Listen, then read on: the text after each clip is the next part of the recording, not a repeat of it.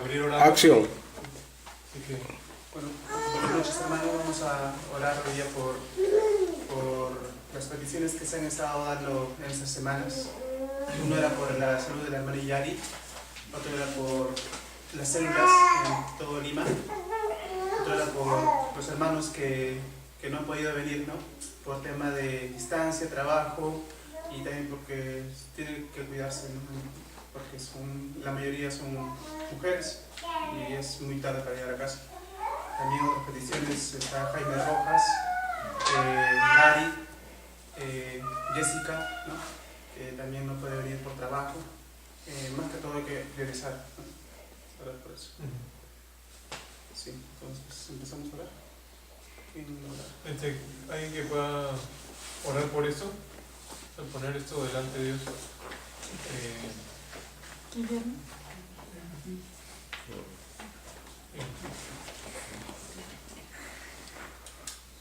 Ante todo, Señor, te damos gracias porque nos has traído con bien, Señor. Gracias por este tiempo, por esta reunión con los hermanos, Señor. Por el poder compartir tu palabra, aprender más de ti, Señor. Que tu enseñanza quede grabada en nuestros corazones, Señor. También te pedimos por las personas que no han podido venir, Señor. Tú conoces sus circunstancias, Señor. Toca sus vidas, sus corazones, Señor. Y permite que también se puedan congregar, Señor, y que puedan aprender de ti, Señor. Tú tienes el control de todo, Señor. Te damos gracias también por esta reunión, Señor, y por cada hermano, como te digo, Señor, por los que no han podido venir, Señor. Por cada una de las personas, por sus necesidades también, Señor. Tú conoces cómo está su corazón, cómo están ellos, Señor, ayúdalos. Siempre en ellos de tu espíritu, Señor, cada día. Y que te busquen, Señor. Al igual que aquí en esta reunión, Señor, permite, Señor, que cada día aprendamos más de ti, Señor, y cada día conocerte más, Señor. Para ti sea la gloria en todo momento, Señor.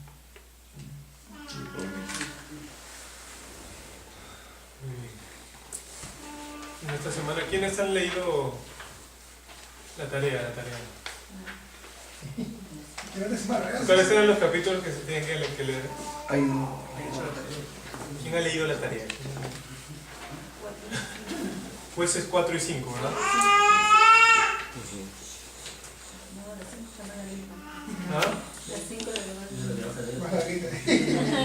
Después lo que decía padre, yo Y entonces, bueno, entonces,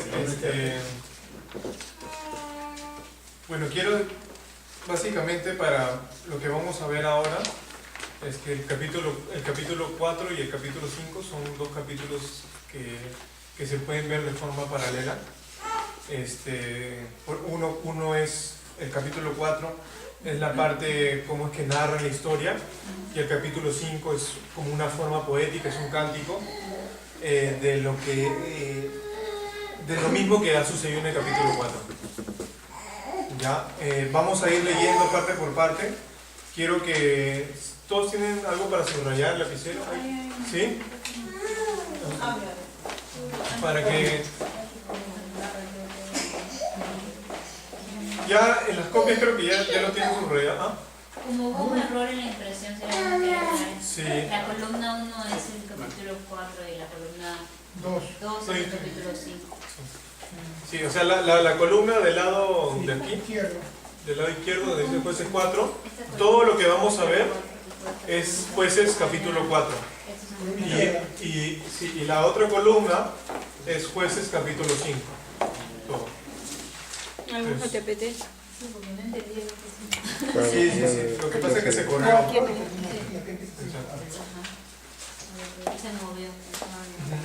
No sé, este es Entonces, y cada uno al final es la hoja de preguntas, o sea, vamos a ir viendo, porque son 4 partes, vamos a ir viendo preguntas por cada parte.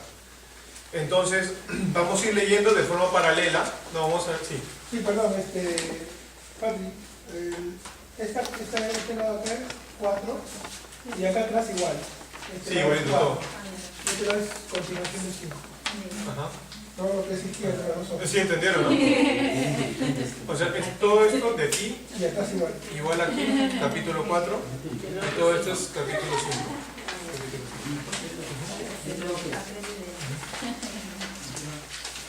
Ya, entonces, como le decía, bueno, vamos a ir leyendo de forma paralela los dos capítulos, porque como le decía, es bueno que podamos ver cómo es que se desarrolla la historia de ambas maneras, ¿no? Entonces vamos a ir leyendo.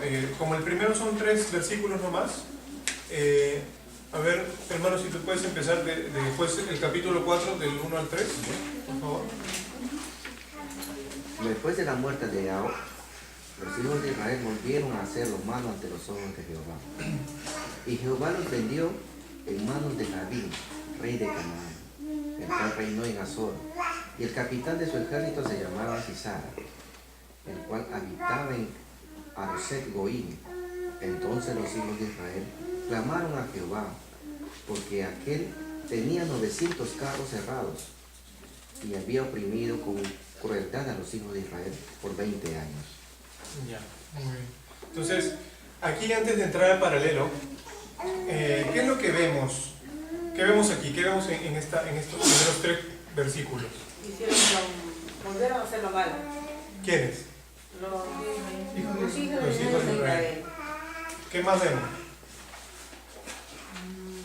Que clamaron por... ¿Qué hizo Dios? Los vendió, lo ha vendido la mano de... ¿De quién? Del enemigo, ¿verdad? Entonces, tenemos 2 cosas ahí una vez más. El ciclo que habíamos estado viendo. ¿Qué pasó con los hijos con Israel? Volvieron a hacer lo malo. ¡Pum! Volvieron a caer. Acaban de ser liberados por Ahot y Samgar. Entonces, ahora nuevamente vuelven a caer y a hacer lo malo. Después de su reposo de 80 años. 80 años de reposo que tuvieron con Ahot, ¿no? Sí, 80 años. Entonces otra vez volvieron.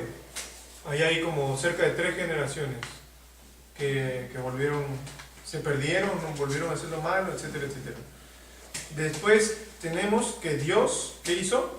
Los vendió en mano de Jabín, ¿verdad? Entonces, vamos a ver ahora en el paralelo, en el capítulo 5, nos va a detallar un poquito más qué significa esto. Guillermo, ¿tú puedes leerlo, por favor? Aquí, del otro lado. En los días de Sangar, hijo de Anat, en los días de Jael, quedaron abandonados los caminos, y los que andaban por la senda se apartaban por senderos torcidos. Las aldeas quedaron abandonadas en Israel, habían decaído, hasta que yo, Débora, me levanté como madre en Israel. Cuando escogían nuevos dioses, la guerra estaba a las puertas. ¿Se veía escudo o lanza entre 40.000 en Israel? Entonces vemos más a detalle. ¿Qué era lo que estaban haciendo específicamente malo los de Israel? Escogían nuevos dioses. Escogían dioses. ¿Qué Apostataron. ¿Qué más? Versículo 7, ¿qué dice? Se habían abandonado. ¿Abandonaron qué? Los pueblos, las aldeas de Israel. ¿Verdad? Entonces, ¿qué creen que significa que ellos habían abandonado sus aldeas? Más arriba en el versículo 6 dice, quedaron abandonados los caminos. ¿Qué creen que significaba que los hijos de Israel habían abandonado? Se olvidaron de Jehová, se olvidaron de Dios, comenzaron a pecar. Pecaron. ¿Qué era lo que Dios les había dejado instituido a lo largo del Pentateuco? ¿Qué Dios les había dicho? En cada Pascua, ¿qué tenían que hacer? Una ceremonia. Una ceremonia. ¿Qué era? Recordando. ¿Qué era lo que recordaban cada Pascua? la salida de... La salida de Egipto, ¿verdad? Y ellos simplemente Tenía que comer las hojas amargas. tenían que sacrificar un cordero, una vez al año tenían que sacrificar, hacían la expiación del pueblo, cada mes tenían que hacer también otra expiación, etcétera, etcétera. Una serie de reglas completamente que ellos dicen que se olvidaron y abandonaron las aldeas. Israel la abandonaron. ¿Y qué dice en el versículo 8 que ahí está, lo tiene subrayado? No, ellos Escogían nuevos dioses, ¿verdad? Entonces, en nuestras vidas, y eso creo que lo hemos visto en dos diferentes ocasiones en el estudio, en nuestras vidas, ¿cuántas veces nos hemos visto abandonando nuestra aldea en la presencia de Dios? El lugar donde Dios nos había dado la tierra prometida, nos alejamos tras otros dioses. ¿Cuántas veces nos hemos visto en esa situación? Como hablábamos en la primera clase, ¿qué dioses hay en este mundo ahora, en este tiempo? ¿Se acuerdan lo que decía Guillermo? El dinero, El Dios del dinero, el trabajo. el trabajo, uno mismo, Los hijos.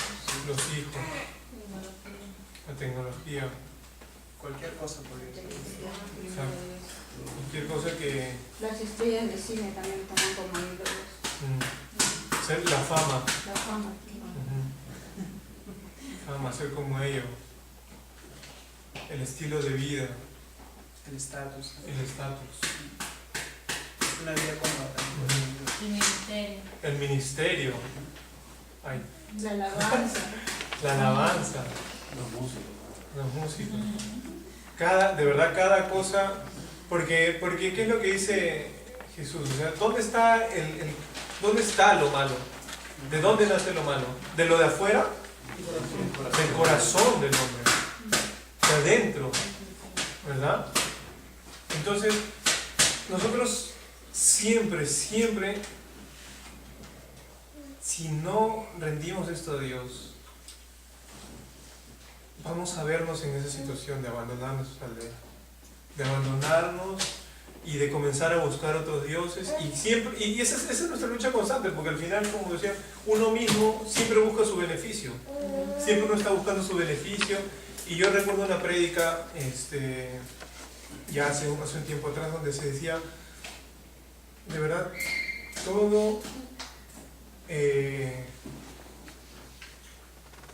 todas las acciones del hombre están bañadas por egoísmo. Todo.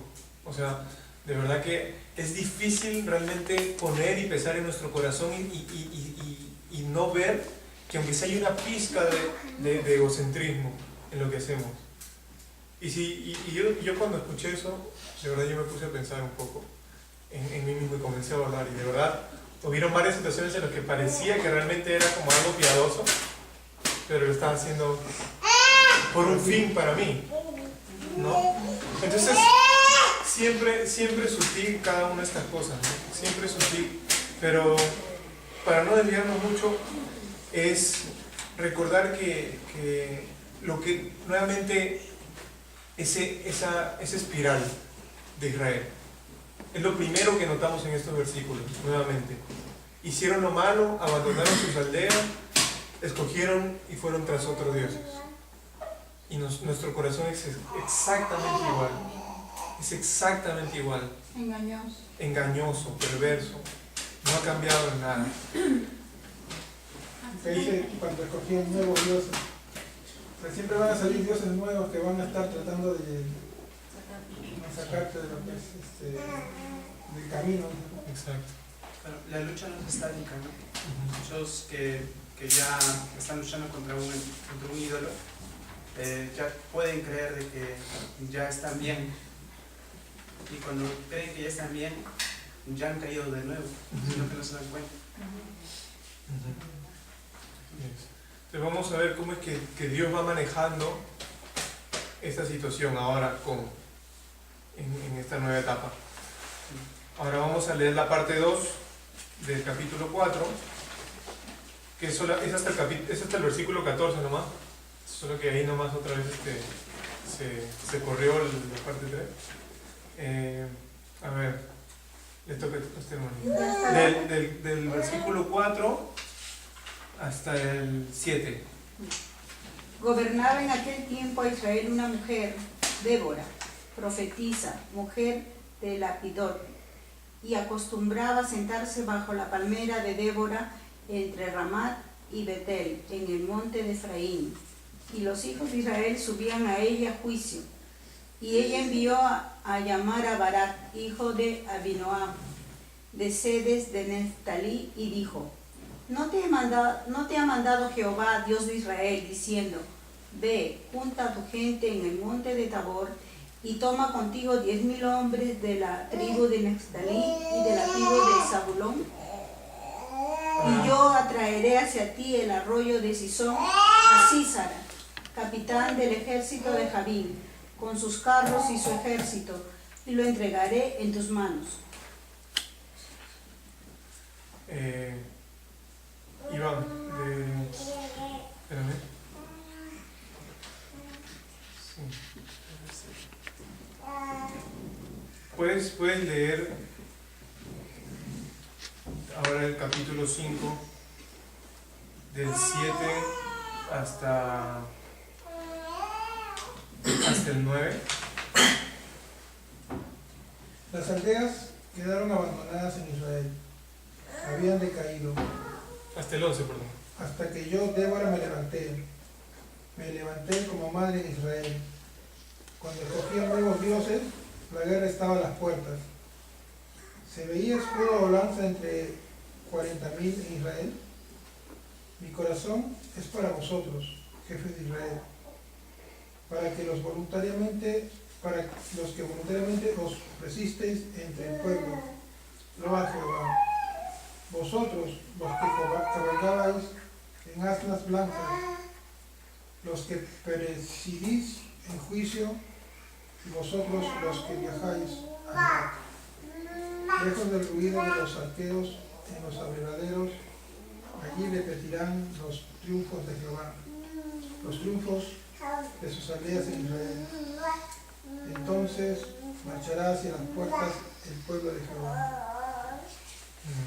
Entonces, ¿el Señor a quién estaba llamando? En estos versículos. A una mujer Débora. ¿A una mujer? ¿A Débora? A Barak. ¿A Barak? Claro, que después le dice: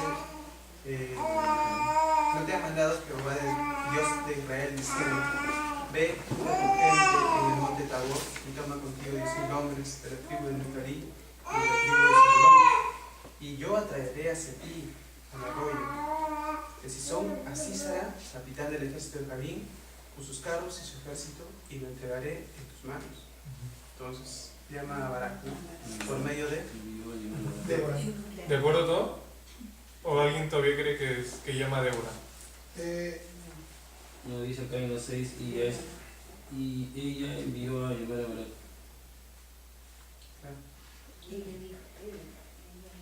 Y ella envió a llamar a Barak. Y dice: ¿no te ha mandado Jehová, Dios de Israel? Hablando a Barak, ¿no? ¿Todos de acuerdo? ¿O alguien aún cree que Débora? Es una pastora. No, acá no dice nada de pastor. Por no dice eso nada. no es que manda, sino que ella... Pero siempre este versículo muchos porque llamaban a una mujer. Liderar. Porque dice que gobernaba, pues, ¿no? Claro, sí. Pero Débora la profetiza y lo llama a Barak. Pero ¿quién llama a Barak? Débora. No, pero Ella Débora envió. era profetisa. Débora ¿Y era Dios. qué es lo que dice el versículo 6?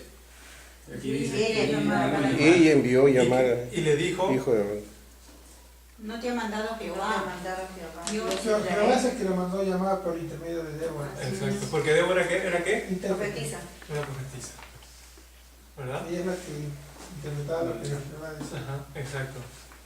Ahora vamos a seguir avanzando. Ya sabemos que Dios llama ¿a quién? A Barak, ¿verdad? ¿Todos de acuerdo? Sí. Y utiliza a Débora para hacerle ver, oye, ¿no te dijo Dios que hicieras esto? Exacto.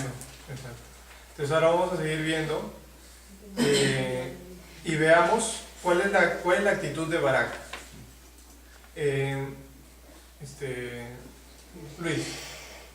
puedes leer del 8 al 11 y de ahí, Pati, del 12 al 14. Barak le respondió: si tú fueres conmigo, yo iré, pero si no fueres conmigo, no iré. Ella dijo: iré contigo, mas no será tuya la gloria de la jornada que emprendes, porque en mano de mujer venderá Jehová a Sisara. Císara, ¿no?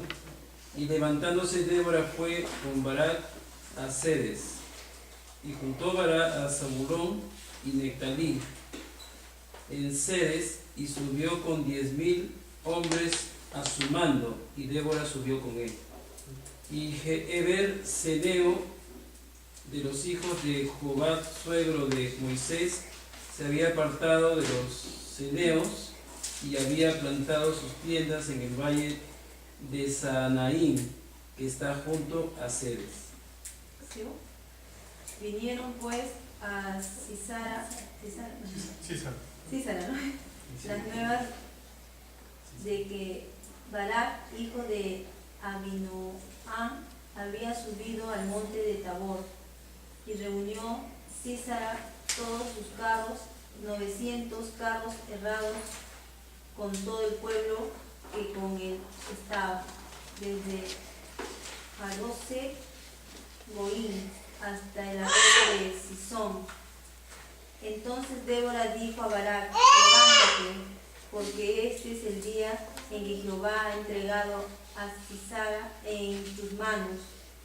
¿No ha salido Jehová delante de ti?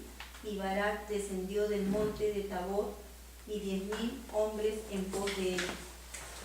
Entonces, ¿cuál fue la actitud de Barak después del versículo 7, 6 y 7, en la que Débora le llamó la atención diciéndole: ¿Jehová no te ha mandado?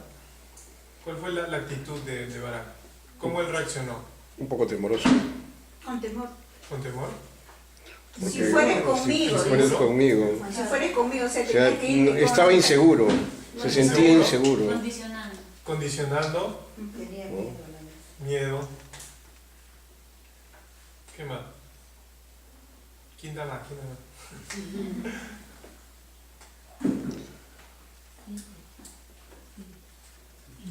Hay dos posturas. Sí, pero ¿tú qué dices? Es como todo. Hay cosas que ¿Tengo o no tengo? Necesitaba un empuje. Ajá. Necesitaba un empuje. Ajá. Y ese empuje Débora le inspiraba esa confianza. Ajá. Sí, de hecho, eso es lo que se percibe de esa manera, ¿no? Y como William dijo, hay dos posturas. Uno que responde como que temeroso, como la que la mayoría hemos dicho ahora, y otra en la que responde como que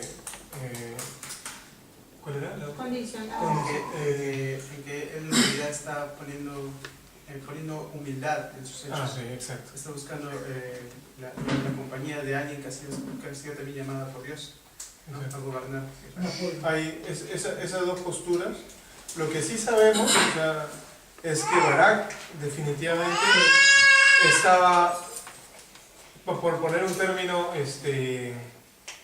más neutral, estaba condicionando en cierta manera ir o no ir, dependiendo si Débora iba o no iba. No sabemos si lo había hecho por temor, no sabemos si lo había hecho realmente con humildad, pero él estaba yendo, condicionando, y lo que sabemos es que ella le dijo en el versículo 9, ¿qué le dijo? Yo iré contigo, mas no será tuya la gloria de jornada que emprendas. Yo iré contigo, pero recuerda, no, la gloria no va a ser tuya. Entonces, un poco también, perdón que te interrumpa, hermano, sí. Un poco también es que Barak comprende que Débora tiene una relación muy íntima con Dios, y eso como le inspira cierta seguridad como para ir a la batalla, ¿no? Al saber que Débora no tiene una intimidad mayor con Dios, una seguridad mayor en Dios que...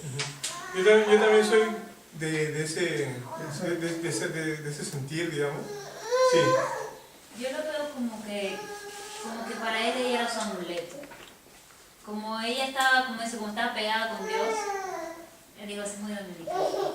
Sí, o sea, estaba como pegadito. Ajá, él dijo, bueno, si me la llevo a ella, segurito gano. Pero por eso creo que ella le responde eso, le dice, yo voy a ir contigo, no te preocupes. Pero la gloria no va a ser tuya, o sea, estás segura en la batalla, tú lo sabes, porque yo voy contigo, Dios está contigo. Claro. Pero no va a ser tuya la gloria. Claro, ni de ella tampoco. Ni de ella, exacto. De hecho, sí, o sea, yo también soy más o menos de lo que... De eso, porque yo lo tomo, o llego a esa conclusión como ustedes están llegando. ¿Por qué? Porque por los primeros versículos, ¿no? O sea, en primer lugar el pueblo se había alejado, estaban tras otros dioses. Como ya hemos visto antes, seguramente había muchas ¿por qué se iban tras otros dioses? Porque sabían que otros dioses les iban a dar prosperidad, y también jugaban y dobleteaban con Dios, porque Dios también es bueno. Vemos en el versículo 3 del capítulo 4, dice, está subrayado, dice que tenían 900 carros cerrados, ¿verdad? Tenían 900, y eso mismo dice, versículo más atrás, o capítulo más atrás, ¿se acuerdan? Que por qué Judá no había podido vencerlos, ¿te acuerdas, Iván? Sí, porque... Había podido vencer en la llanura, pero no había podido vencer había podido vencer en las montañas, pero no en el llano, ¿no? Entonces, como por esas diferentes razones, tal vez uno puede llegar a esa conclusión, porque al final el texto no lo dice, pero vemos que tal vez era como un amuleto, como dice Maya, ¿no? O sea, y creo que cuando empezaron eso que empezó Moisés, ¿se acuerdan cuando le levantaban los brazos? exacto. Lo tenían ahí a él entre la batalla, entre comillas. Entonces veían ellos que ellos eran beneficiados por Dios mientras él estaba ahí. Pero si él no estaba y no intercedía por ellos, en otras palabras, ellos como que perdían la batalla, ¿no? Era como decir, se sentía más confiado de la victoria que estaba ella en medio de la batalla. Entonces, si todos nos asentamos como que en esa postura, digamos, ¿cómo nosotros nos vemos reflejados en ese sentido con Barak? ¿Cómo somos igual a él en ese sentido? O cómo vemos en otras personas, por ejemplo, la clásica, ¿no? Ya yo voy a la iglesia, o yo voy a orar porque yo sé que el Señor es bueno y me va a responder, ¿no? O yo, sí. También cuando uno tiene una amiga que el Señor le responde, que ella ora, y las cosas, siempre uno quiere ir a esa hermanita. O sea, uno no tiene fe de que si uno ora, el mismo poder del Espíritu Santo que ora en ella puede orar en ti. Uno va donde la hermanita, ora por mí. Porque ella tiene poder. Como que tiene más poder, ¿no? Ajá, exacto. O tal persona busca porque sabe que ella ora más. Ajá, exacto. No es intercesora, eso hay que decir. Ajá. Por el que le está yendo bien, ¿no? Entre comillas, le está yendo bien. Confiamos en la fuerza, en el brazo del hombre, ¿no? En vez de poner nuestra confianza en Dios, primeramente. Igual Dios nos escucha a todos, pero no solamente porque O incluso sacarnos a Dios. Exacto. Incluso nosotros mismos, ¿no? O sea, nosotros a veces somos como Barak, ¿por qué? Porque nos creemos ya los fuertes y sabemos que Dios está con nosotros, entonces podemos vencer a todo el mundo, ¿no? O sea... como saberlo todo. O saberlo todo, por ejemplo, ¿no? O saber que siempre hay una respuesta para algo, ¿no? Justo hace un ratito hablábamos, ¿no? O sea, de cómo es que a veces uno, en vez de realmente entrar y decir, no, tú estás mal, o sea, el Señor Jesús nos enseñó, vamos a compartir, vamos a hablar, y la palabra sola y el Espíritu solo va a hacer su obra, ¿no? Entonces, a veces creemos que realmente ir con el pie en alto, o a veces pensar que somos autosuficientes, nos hace ser como Barak, ¿no? Porque tenemos a Dios, o porque estamos cerca de Dios, porque Él es nuestro protector, nuestro fuerte y valiente Dios.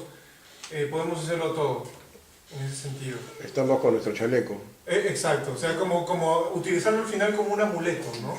O sea, no necesariamente, no, te ten cuidado en la calle. No, ¿por qué? Si Dios está conmigo, a mí no me va a pasar nada, ¿no? O sea, ya, a veces ya hasta... Demasiado confianza. Exacto. Y no se preocupa ni siquiera de su vida, ¿no? Exacto. O diferentes situaciones, ¿no? Sí. O sea, en ese sentido, a veces nos aproximamos a Dios incluso de esa manera, ¿no? Y es como uno debe de evaluar a veces su corazón, ¿no? En diferentes sentidos y ver realmente cómo nos estamos acercando a Dios, ¿no? Entonces, ya lo habíamos tocado más o menos. Sí, dime. Pero acá es como si fueran dos formas, ¿no? Como lo que estás explicando tú, ¿no? Como que si él se apoya de ella y también él se apoya de él mismo. ¿Sí o no? Porque, bueno, no se entiende, ¿no? Como dice, Balaam respondió, si tú fueres conmigo, yo iré, pero si no fueres conmigo, no iré. Pero en el capítulo 9 ella dijo, iré contigo, bueno, dando a entender que la gloria es para el Señor, ¿no? Pero aquí se ve dos sentidos, ¿no? En el sentido de que como decía la hermana, ¿no? De que a veces uno se apoya en una persona, pero a veces uno se apoya en sí mismo. Esos son dos sentidos, entonces podría ser válido las dos formas de pensarlas. Exacto. Sí. O sea, al final la figura es, o uno es autosuficiente o uno utiliza algo externo para su autosuficiencia. Porque al final uno apunta a sí mismo. Porque al apoyarlo de estas dos formas, está apoyando dos formas erróneas. Buena apreciación del hermano Luis, justamente. Sí, porque claro, o sea, si yo lo hago, si la hago, ok, yo fui, no dando la gloria del amigo. Pero, por ejemplo, también el punto de que, por ejemplo, si Dios se lo dijo porque Dios puso en él la capacidad de hacerlo, o sea, él no lo va a mandar para que pierda. O sea, si él iba, ya tenía la capacidad para poder vencer. Él podía hacerlo.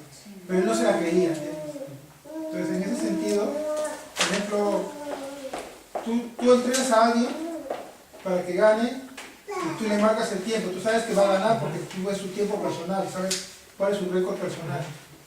Y sabes que está mejor que los otros récords personales. Pero él no lo sabe. Él piensa que va a perder la carrera.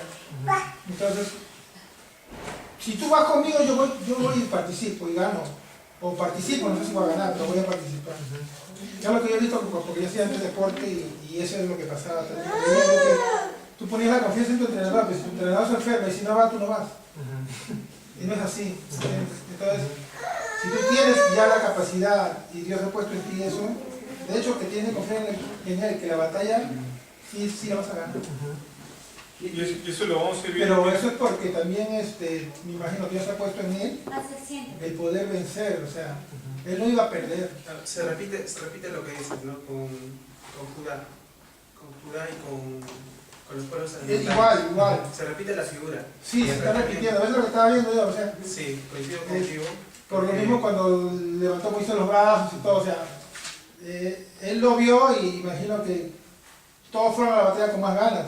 Claro. Entonces, pero ellos tenían la capacidad de hacerlo, o sea, no se la creían en sí mismos. Pero sí tenían la capacidad. Mira lo que dice nuevamente el versículo 9, la parte B, a partir de por qué. ¿Qué dice? Por tu mano de mujer venderá Jehová Así será. Y levantándose Débora fue con Barak a Sede. ¿Y quién es esa mujer? Ahora vamos a ver. Entonces, pero hay...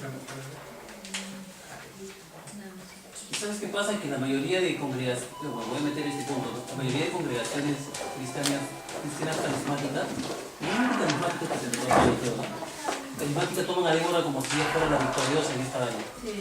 Entonces, y lo ponen, no, Débora es la victoriosa, dicen, ¿no? Viste que Débora ganó la batalla, y no meten a Dios como el ganador de la batalla, ¿no? Meten a Débora, ni siquiera a Barak, meten a Débora como la ganadora.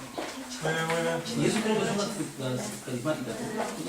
Pero cada quien, claro, habla de Jehová, ¿no? Que tiene la gloria de Jehová. Más ella dice que Dios para él.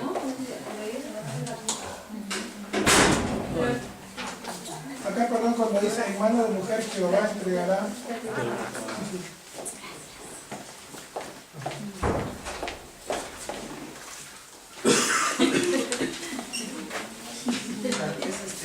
Es a él, ¿no? Sí, ahora lo... Entonces, justo... vamos a pasar ahora a la parte 3. Sí. Entonces, 9. el capítulo 5, esta parte de aquí, eso por tema de tiempo no lo vamos a ver, pero simplemente quiero que veamos el versículo 12, que es lo que dice. Despierta, despierta, Débora. Despierta, despierta, entona cántico. Levántate, ¿quién? Barak. Y lleva tus cautivos, hijo de Abinoam. O sea, el Señor está despierta a Débora, como habíamos dicho hace un rato, Guillermo lo dijo, o sea, y utiliza a Débora para despertar a Barak y que él vaya a enfrentarse. Más adelante, simplemente acá es una recopilación de qué es lo que va pasando de los versículos 12 hasta el final, de los pueblos a los que Dios, algunos tribus que no fueron a la batalla, solamente fueron Zabulón y Neftalí. Y qué es lo que pasa ahí, ¿no? Entonces, bueno, vamos ahora a esta parte, al versículo 15, esta parte de aquí, de la segunda hoja.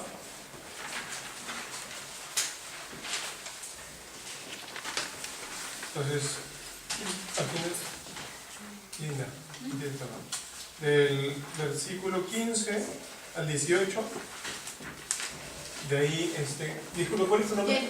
Jenny. Pueden leer del versículo 19 al 21. Y Cintia, ¿tú puedes leer del 22 a 24? Del 22 a 24. De la segunda hoja. Ya. Y Jehová quebrantó a Sísara, a todos sus carros y a todo su ejército, a filo de espada delante de Barak. Y Sísara descendió del carro y huyó a pie. Mas Barak siguió los carros y el ejército hasta Haroset Goim, y todo el ejército de Sísara cayó a filo de espada, hasta no quedar ni uno. Y Sísara huyó a pie a la tienda de Jael, mujer de Eber Seneo, porque había paz entre Jabín, rey de Azor, y la casa de Eber Seneo. ¿Hasta el 18? Sí. Y saliendo Jael a recibir a Sísara, le dijo: ven, señor mío, ven a mí, no tengas temor. Y él vino a ella a la tienda, y ella le cubrió con una manta. Y él le dijo: te ruego me des de beber un poco de agua, pues tengo sed. Y ella abrió un odre de leche y le dio de beber, y le volvió a cubrir. Y él le dijo: estate a la puerta de la tienda, y si alguien viniere y te preguntare diciendo: ¿hay aquí alguno? Tú responderás que no. Pero Jael, mujer de Jeber, tomó una estaca de la tienda y poniendo un mazo en su mano, se le acercó calladamente y le metió la estaca por las sienes y la enclavó en la tierra, pues él estaba cargado de sueño y cansado, y así murió. Y siguiendo Barak a Sísara, Jael salió a recibirlo y le dijo: ven y te mostraré al varón que tú buscas. Y él entró donde ella estaba, y he aquí Sísara yacía muerto con una estaca por la sien. Así abatió Dios aquel día a Jabín, rey de Canaán, delante de los hijos de Israel. Y la mano de los hijos de Israel fue endureciéndose más y más contra Jabín, rey de Canaán, hasta que lo destruyeron. Entonces, ¿en manos de quién fue muerto Sísara? Jael. Y fue la mujer que hablaba justamente Débora. Exacto. Y miren, ¿Jael es esposa de quién es? Eber. ¿Verdad? ¿Qué dice el versículo 11 en la hoja anterior? Eber Seneo, de los hijos de Joab, suegro de Moisés, se había apartado de los eneos y había plantado sus tiendas en el valle de Sanaim, que está junto a Cedes. Las diosidencias, ¿verdad? Como es que es un versículo del que habla ahí, simplemente para demostrar lo que Dios ya estaba haciendo, ¿verdad? 2 versículos antes le había dicho Débora, en el 9, le dice: porque va a ser en mano de mujer venderá Jehová a Sísara. En el versículo 11 el Señor está dando rastros de quién es esa mujer, ¿no? Entonces, vemos ahora, acabamos de leer que fue muerto por la mano de Jael, ¿verdad? Pero ya hay algo aquí raro, ¿no? ¿Por qué Jael fue en el versículo 24 del capítulo 5? ¿Qué dice de Jael? 24, 25, 26 y 27. ¿Qué dice? Bendita sea entre las mujeres Jael, mujer de Eber Ceneo. Sobre las mujeres bendita sea en la tienda. Él pidió agua y ella le dio leche. En tazón de nobles le presentó crema. Tendió su mano a la estaca y su diestra al mazo de trabajadores. Y golpeó a Císara, hirió su cabeza y le horadó, le atravesó sus sienes. Cayó encorvado entre sus pies, quedó tendido entre sus pies, cayó encorvado. Donde se encorvó, allí cayó muerto. ¿Qué dice el 24 nuevamente? Bendita sea entre las mujeres Jael, mujer de Eber Ceneo.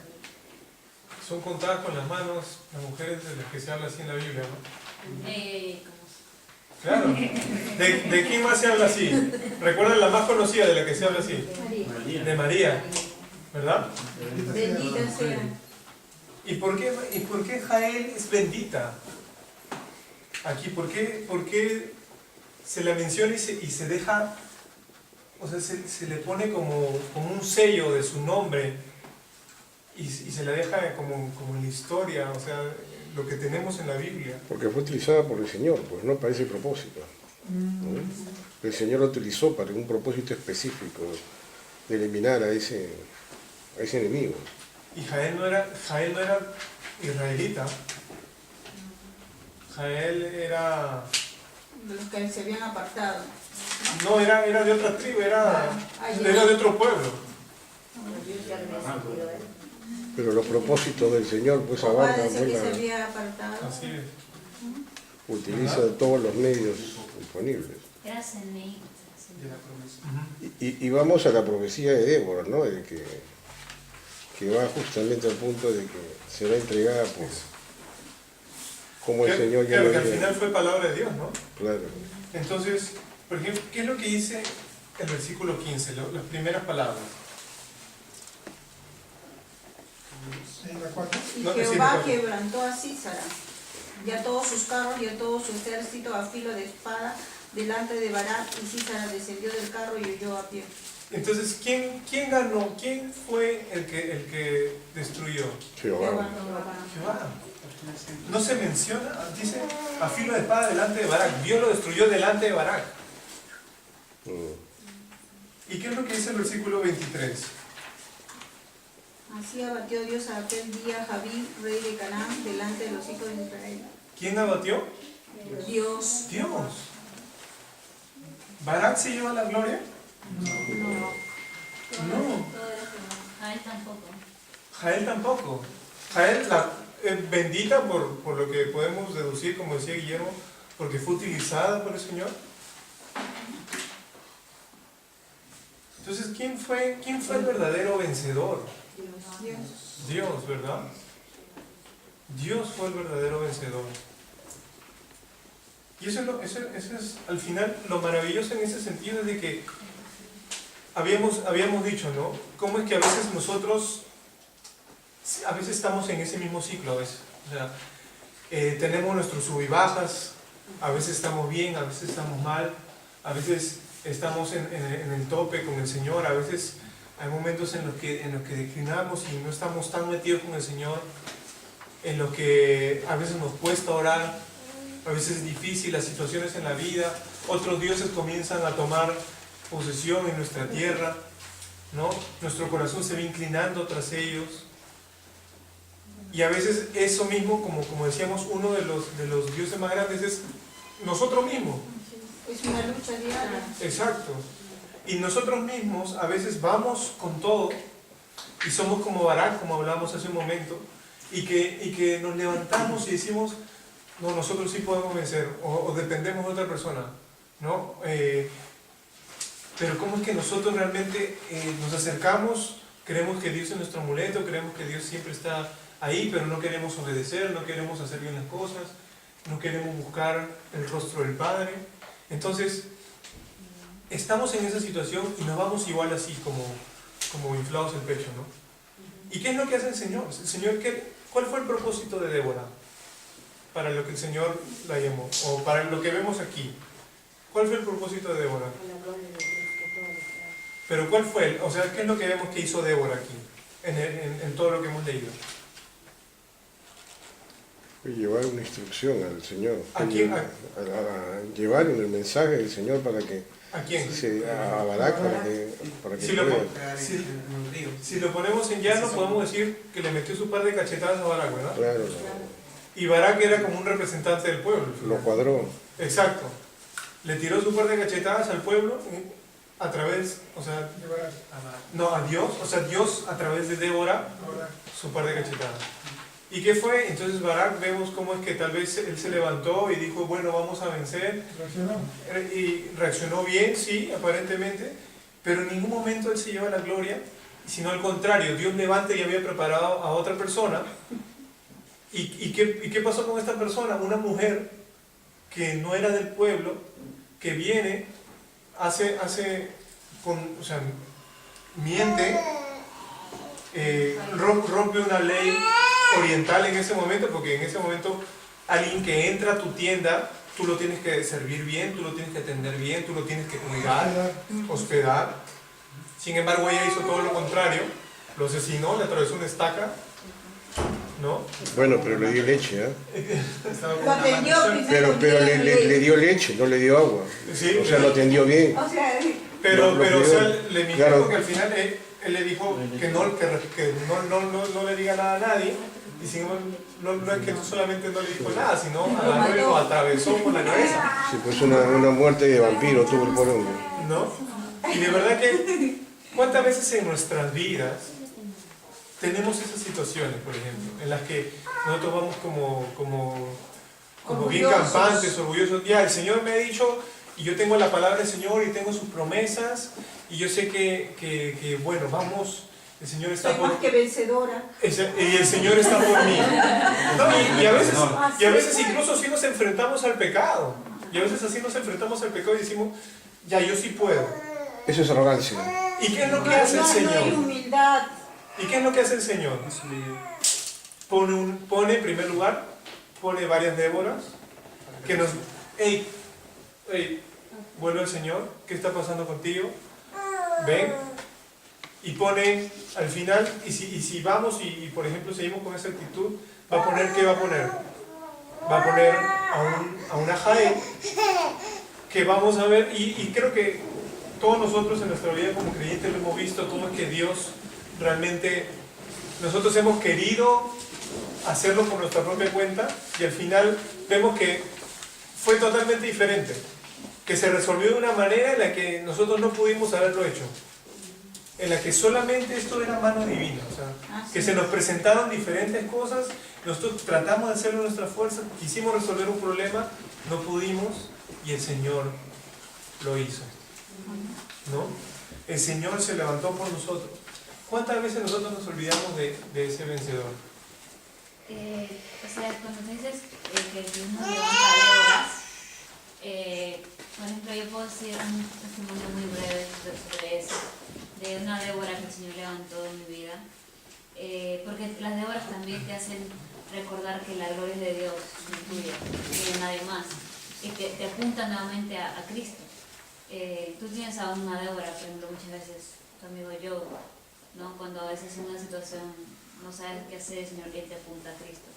Y en mi caso fue en una conferencia de Aviva Nuestros Corazones que se hizo en mi iglesia, allá en Dominicana. Y justamente la expositora, creo que era Mary Cashin, que decía, recuerda que Dios no escogió a María porque era buena o era extraordinaria.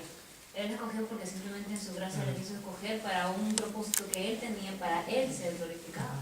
Entonces no creas que el Señor te va a usar porque tú seas especial.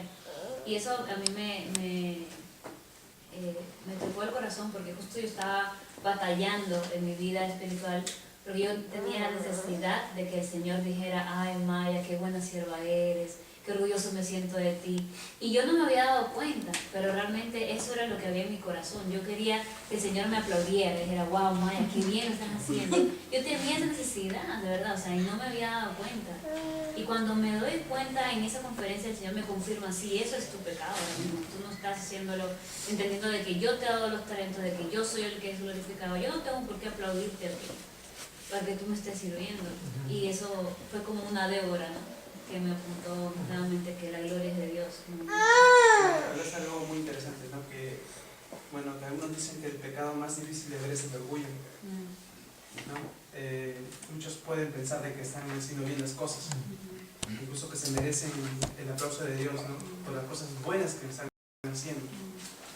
Pero muy en el fondo, eso, detrás de esa humildad, detrás de esa gloria a Dios, hay un egoísmo, hay un egocentrismo.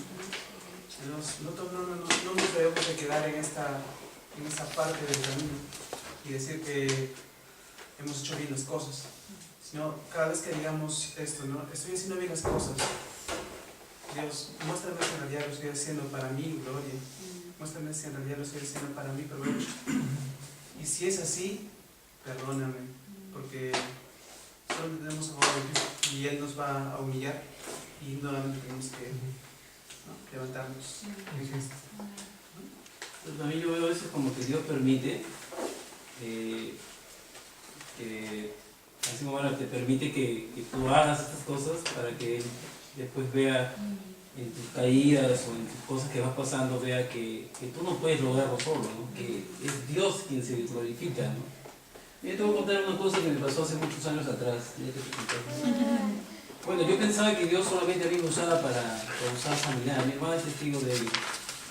¿Y qué pasaba? Una vez había un chico que le había dado la fiebre esa, que se ponía como un sapo, la fiebre porcina. Y bueno, yo me pongo a orar por esa persona. Y bueno, quien lo hizo fue Dios, no lo hice yo, ¿no? Y bueno, siempre me quedo pensando, dijo, ¿eso será de Dios? No será, siempre decía, ¿no? Me pongo a orar por esta persona y de lo que estaba hecho un sapo rojo se volvió a su estado normal, pero fue la gloria de Dios. Después pasó con mi sobrino Brian que se moría. ¿Te acuerdas, Brian, cuando estaba muriendo en su cuarto? Se había comido el hielo en octubre y el niño estaba que se moría en el cuarto, pues no podía respirar. Entonces yo le digo, no, vamos a orar y va a ser que el Señor. Y recuperó, pues ¿no? Se van al médico y verifica si verdaderamente se ha curado y el médico le dijo, no tiene nada. Pero ¿qué pasó? Llegó un momento de que hubo gente que iba y hacían cola, ¿no? Hacían cola porque habían dicho de que yo sanaba. Eso creen los carismáticos y los pentecostales, que lamentablemente es así, ¿no? Entonces era lo que yo sanaba, según ellos. Y yo me acuerdo que hicieron cola en una librería y estaban haciendo cola. Y yo no estaba, yo me iba a otro sitio. Y me llamaban por teléfono, ¿viste? ¿Está que te buscan? ¿Para qué? Le digo, hay una señora que dice que tú sanas. Yo sano. Yo me quedé sorprendida. Si dile a la señora que se vaya a su casa se ponga a orar, le digo, porque yo no sano, pues, ¿no? Pero ¿qué pasaba? Dentro de mí se me infló un poquito el pecho, ¿no? Porque verdaderamente eso es lo que trata de decir aquí. Yo me inflé el pecho porque decía, wow, mira, Dios me gusta. Un poquito más, si yo no hubiera tenido temor de Dios porque eso fue de Dios, yo hubiera sido un Cash Luna. No, de verdad, hubiera sido un Cash Luna. ¿Por qué? Porque ya la gente me buscaba. Si yo hubiera querido, le hubiera cobrado, dame 1000 soles y te sanas mañana. Pero entre todo mi levantada de pecho, yo decía, no, ese no es de Dios. Pero había gente que me decía a mí, de otros lugares, no de la iglesia carismática, de otros lugares, me decían, arrepiéntete, me decían. Yo no lo entendía, yo me molestaba, arrepiéntete. Pero en realidad es eso, ¿no? Esas son las guerras que te van usando a ti y te dicen, ¿sabes qué? La gloria no es tuya, la gloria es de Dios y Dios puede usar a quien quiera. Entonces, por eso veo que estos hombres hoy en día que se levantan y dicen que curan, que hacen esto, que hacen esto, que hacen... Hasta nosotros mismos, ¿no? Estás orando, estás predicando, estás enseñando y te sientes, wow, la gente le gustó la predica. Unos puntos para nosotros, ¿no? Pero eso es lo que trata de decir aquí, ¿no? Que verdaderamente, bueno, eso nos pasa, yo creo que a todos los creyentes, ¿no? Es para que Dios te baje y te diga, hey, la gloria no es tuya, la gloria es tuya. Así es, yo tengo mi Débora, pues, que me arría constantemente, que es mi charito, que apunte patadas, me ve así, ya ponte bien y baja por los hermanos. No, muy eficaz en su argumento. Son buenas Déboras, son buenas Buenas Déboras, porque también existen los devoradores también. Mira, en las escrituras vemos bastante eso. David, ¿no? Desde pequeño era entregado a Dios. Llegó el momento que se levantó, ¿no? El orgullo le levantó como 3, 4 veces, le levantó el orgullo a él, ¿no? Otro personaje también en las escrituras tenemos, ¿cómo se llama? Elías, ¿no? También, ¿no? Cuando vinieron mató a los sacerdotes, ¿no? De Baal, se le levantó también eso a él, ¿no? Después vino la mujer de ¿no? Y de Jezabel vino y él salió corriendo, pues, ¿no? Entonces, ahora también vemos en el mismo José, también vemos el orgullo que él había soñado, ¿no?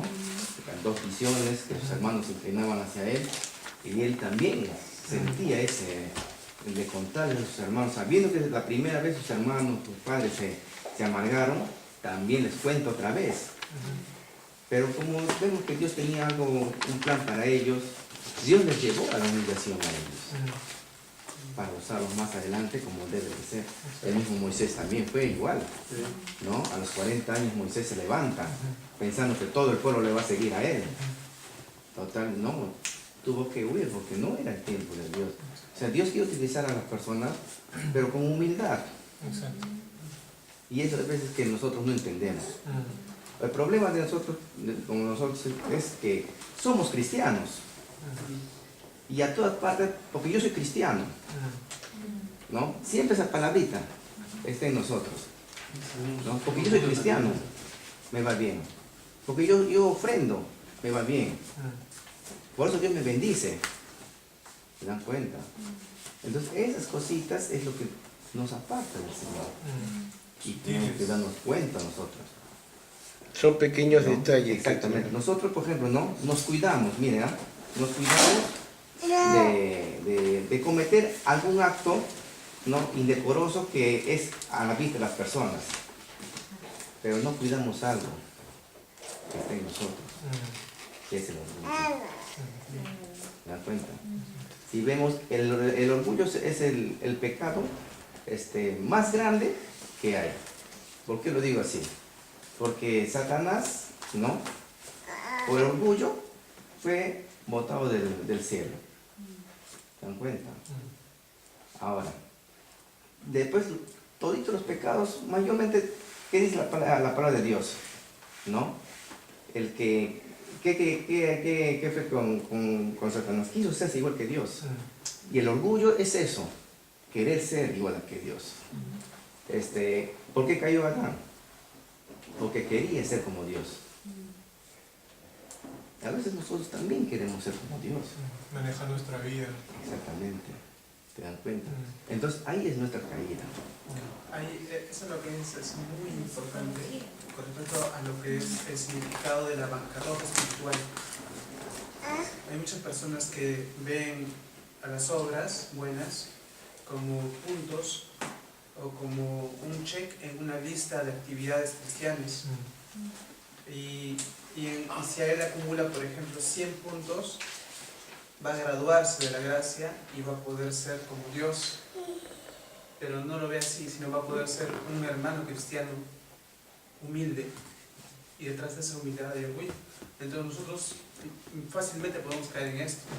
Si hasta el diablo, que era una de las creaciones más grandes del Señor, fue el que cayó en eso, nosotros, ¿qué derecho tenemos en decir en que yo no voy a caer en esto? Podemos caer en ese orgullo, y cuando decimos esto, vamos a ver que ya hayamos caído, o cuando vemos a otro hermano caer, nosotros también decimos, ¿no? Mira cómo cae ese hermano, también podemos nosotros caer en ese mismo momento. Entonces, al final la bancarrota espiritual es todo lo contrario a esto. La bancarrota espiritual no es solamente el día de la salvación.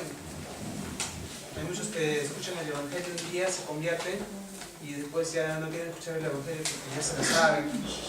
Yo ¿para qué voy a querer aprender esto? Yo ya me lo sé, enséñame otras cosas. Enséñame sobre las profetiza, enséñame de esto, este tema controversial. Pero en realidad nosotros vamos a ver que todos los días de nuestra vida vamos a estar en bancarrota espiritual. Hasta el último día de nuestra vida. Y cuando verdaderamente lo sepamos, Dios nos va a guardar del orgullo. Mientras que no lo sepamos, va a salir a flote. Es igual Pedro, ¿no? Pedro estaba con Cristo. Pedro vio que Cristo vino, le entregó el Espíritu Santo a él. Pero en el libro de Gálatas dice que él se comportaba hipócritamente. ¿Te das cuenta? Que Pablo tuvo que reprenderlo cara a cara, dice, ¿no? Le subió el orgullo, ¿no? Y así somos, ¿no? Y así somos, ¿no? El hecho de nosotros es que, como digo, nuestro problema siempre es porque soy cristiano. Si encontré dinero y le devuelvo a la persona, qué bien que lo digo, sí, es que yo soy cristiano. ¿Han escuchado eso? Sí. A veces salgo ahí en el carro, a veces veo, ¿no? Salí con Dios, si no vuelvo es porque Dios me llevó. ¿Te das cuenta? Esas cosas, es un orgullo que nosotros estamos teniendo, ¿no? Y hay muchas cosas que nosotros no. Por ejemplo, nosotros vamos en el camino y por ahí alguien nos viene y nos regala algo. Conocí a un amigo que a la semana se iba a las casas de los hermanos a visitarle. Uy, ¿estás bien? ¿Qué tal? ¿Sabes qué? Quiero contarte que Dios me ha bendecido. Así le decía, sí, me ha bendecido esta semana. Me han regalado tal cosa. Y que le iba contando todo. Y el otro decía, pues a mí no me bendice nada, Señor. ¿Te das cuenta? O sea, porque le han regalado un objeto, ya Dios me ha bendecido, ¿no? Y a veces nosotros, como dicen, ese es el gran problema de nosotros, ¿no? Si alguien nos ha alcanzado como dicen, ¿no? Estaba pasando por unos momentos más difíciles, ¿no? Y alguien nos ha alcanzado algo, ¿no? Dios me ha bendecido. En vez de ir y glorificarle a Dios, estamos contando esas cosas en vez de humillarnos más al Señor. Algo que me gustó bastante de Jacob, mira, Jacob tenía como 20 años de no haber visto a su hijo, José, ¿no? A él lo tenía por muerto, pero sufría bastante, ¿no? Pero ¿qué sucedió con José? Cuando le dijeron, sus hermanos vinieron y vieron los carros de los egipcios que venían trayendo comida para él, para llevarle, dicen, ¿no? José vive. Todo como padre, pues, ¿no? Corre, ir a correr, voy a ver a mi hijo, todas esas cosas, ¿no? ¿Cuántos años? Pero él no fue así. Dice que él se fue al monte altar y glorificó a Dios. ¿Te das cuenta? Después de eso, recién. Y justamente eso es lo que puso primero a Dios, ¿no? Mira, ahí tú puedes leer, para terminar solo, de la parte 4, la última, ahí abajo. Sí, los versículos del 1 al 3. No todo, del 1 al 5. Sí, todo. Aquel día cantó Débora a Barak, hijo de Abinoam, diciendo: por haberse puesto al frente de los caudillos de Israel, por haberse ofrecido voluntariamente al pueblo load a Jehová, oíd reyes, escuchad, oh príncipes, yo cantaré a Jehová, cantaré salmos a Jehová, el Dios de Israel. Cuando saliste de Seir, oh Jehová, cuando te marchaste de los campos de Edom, la tierra tembló y los cielos destilaron y las nubes rociaron aguas. Los montes temblaron delante de Jehová, aquel Sinaí, delante de Jehová, Dios de Israel. ¿Pueden leer el 31 que está aquí, arribita? 31. Así como termina. Así perezcan todos tus enemigos, oh Jehová, mas los que te aman sean como el sol cuando sale en su fuerza. Y la tierra reposó 40 años. Así termina. Y vemos nuevamente, o sea, ¿cuál es el punto de estos dos? Porque son capítulos, digamos, que se pueden trabajar de manera paralela, porque al final del capítulo 4 vemos que el Señor es el que abatió la mano de Jabín, de este rey, de Sísara. Él fue el que quebrantó a Sísara. ¿Y cómo empieza el canto? El canto de Débora con Barak. Dando gloria a ¿quién? A Dios. Yo cantaré a Jehová, cantaré salmos a Jehová, Dios de Israel. Porque se dieron cuenta que al final no fue ni Débora, no fue ni Jael, no fue ni Barak, sino fue el Señor. Y así en diversos momentos nosotros tenemos que ver eso, ¿no? O sea, cómo es que en ninguna circunstancia en nuestra vida, en ningún momento nosotros estamos en donde estamos por Dios.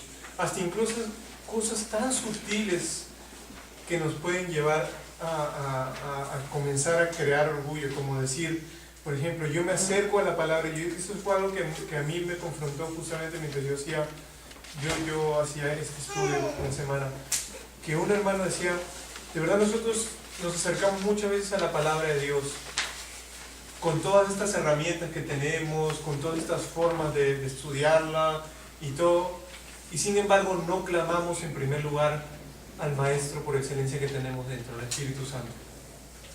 Nosotros tenemos al autor de la Biblia en nosotros, y sin embargo no clamamos a Él, y sin embargo no nos acercamos con humildad a la palabra de Dios, clamando y pidiéndole al Espíritu Santo que nos ayude a entenderla y que nos revele su palabra. Entonces, hasta en esas cosas tan sutiles es que nos debemos de cuidar y debemos de acercarnos a Dios y debemos saber que la gloria al final es del Señor, porque, como siempre, o sea, todo lo que nosotros somos es por pura gracia. O sea, si no fuera por Dios, nosotros ahorita ¿dónde estaríamos? O sea, podríamos imagínense que podríamos vivir como las estrellas de Hollywood, como decían, que tiene riqueza, fama y fortuna. O sea, tienen todo, pero sin embargo no son felices. Eso no es todo en sus vidas.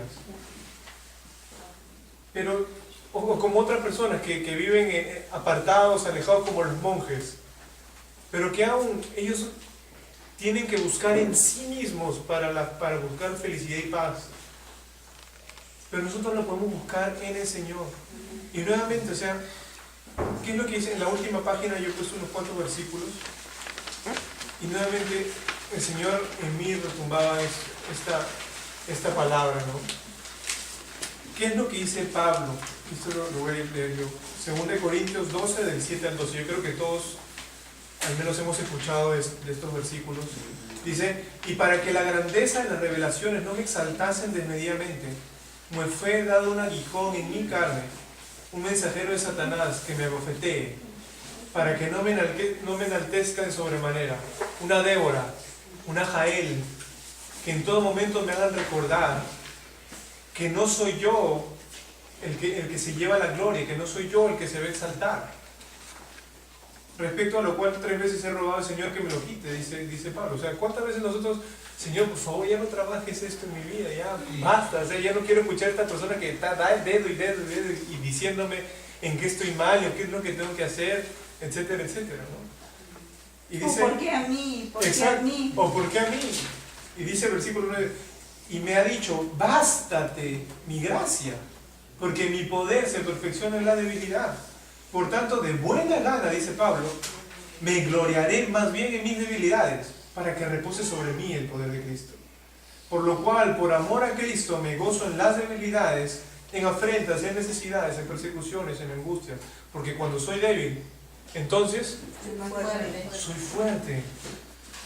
Se nos olvida esto una y otra vez, y en primer lugar lo digo por mí, porque a veces nos acercamos delante de Dios creyendo que realmente lo sabemos todo, como decía, que entendemos todo de Dios, como decía, y no estamos dispuestos a aprender más, sabiendo que podemos pasar la eternidad entera disfrutando y conociendo a Dios y no vamos a alcanzar en la eternidad a terminar de conocer a Dios.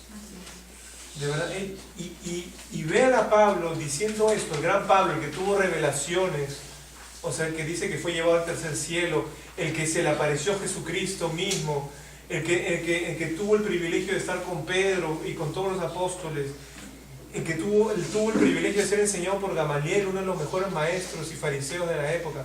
O sea, este hombre diciendo, yo, como en Filipenses dice, todo esto es para mí basura, yo no lo tomo.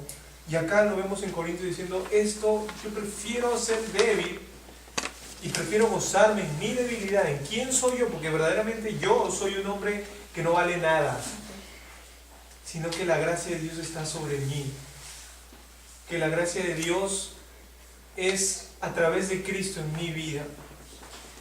Si yo puedo ser fuerte y valiente, si yo tengo la destreza de, como decía, de poder ganar y haber sido adiestrado para ganar o para enfrentarme ciertas circunstancias en la vida, es por pura gracia.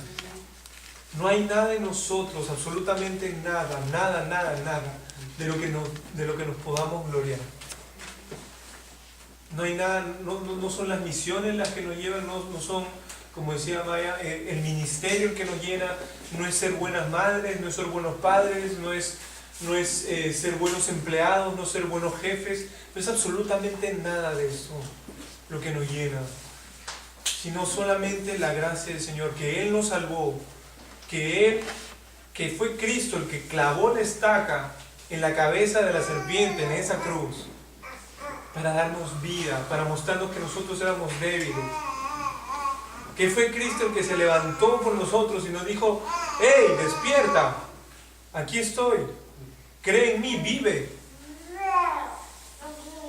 Cuando nosotros éramos esos que se apoyaban en sí mismos, cuando estábamos hundidos buscando dioses de dioses, fue Cristo el que se levantó, fue Cristo el que venció por nosotros, el que dice que fue tenido por débil, el que lo miraban y todo el mundo despreciaba. Este no es hijo el carpintero, y sus hermanos no son esos que andan por ahí. Él se levantó, murió en una cruz, llevó nuestro pecado, y ahora, hoy tenemos entrada libre al trono de la gracia,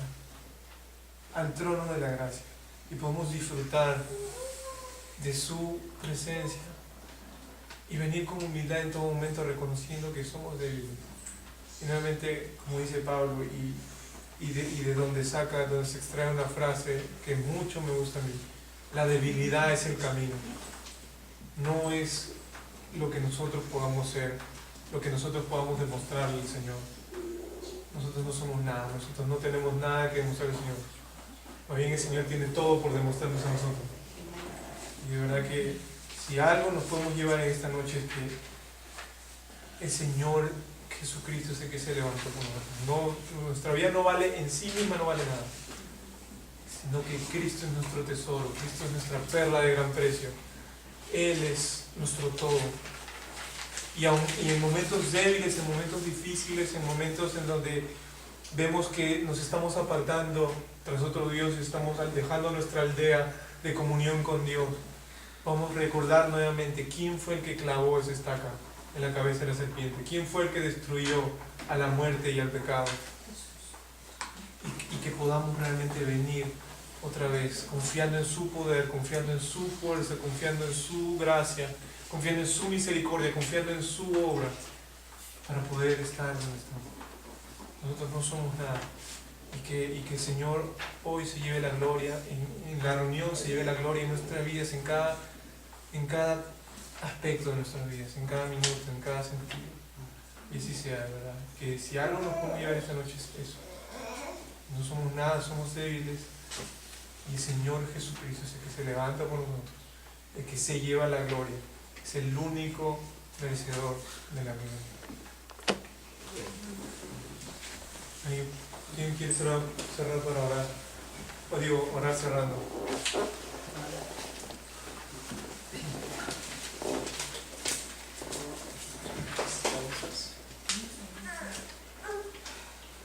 Padre majestuoso, Padre santo, Padre soberano, Padre omnipotente, tú eres todo para nosotros. Nada de lo que hagamos será suficiente nunca. Ningún ministerio, ninguna obra buena que hagamos va a suplir el sacrificio que hiciste en la cruz. Va a pagar el pecado que nos separó de ti. Solamente sabemos que la humildad del corazón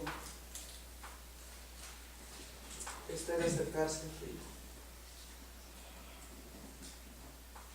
Hoy no venimos con una buena obra para ganar nuestro favor, pues sabemos que estamos seguros que nos vas a enviar, porque el que comenzó la buena obra la perfeccionará. Padre, gracias por tu palabra, gracias por nuestros hermanos, gracias por todos los medios que usas para hacernos recordar que debemos de poner nuestra entera confianza en ti y no en las cosas, sino en nuestros rostros, Padre, sino en nuestro corazón, poner nuestra entera confianza, Padre. No nos saques de acá sin entenderlo, Padre. No nos saques de acá sin redarguirnos verdaderamente que necesitamos de ti, día a día. Quita todo muro de incredulidad. Quita toda barrera, todo pecado que impida que creamos en esto, Padre. Llega hasta el fondo de nuestro corazón, hasta nuestros tuétanos y coyunturas. Padre, haz de nosotros unos siervos fieles, Padre. Porque en nuestras fuerzas nada podemos hacer, pero en ti todo es posible, Padre. Gracias por tu Hijo Jesucristo, por el cual tenemos entrada libre. Porque si no fuera por Él, nada de eso tendría sentido. Y por Él todo tiene sentido. Te oramos en el precioso nombre de Jesús. Confiamos en ti. Amén.